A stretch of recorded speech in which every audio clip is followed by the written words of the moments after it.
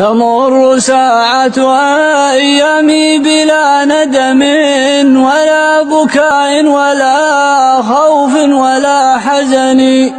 أنا الذي أغلق الأبواب مجتهدا على المعاصي وعين الله تنظرني. يا زلة كتبت في غفلة ذهبت، يا حسرة بغيت في القلب تحرقني.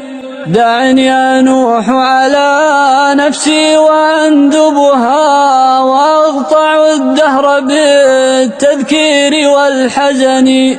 دع عنك عذلي يا من كان يعذلني، لو كنت تعلم ما بي كنت تعذرني. دعني أسح دموعا لا انقطاع لها، فهل عسى عبرة منها تخلصني.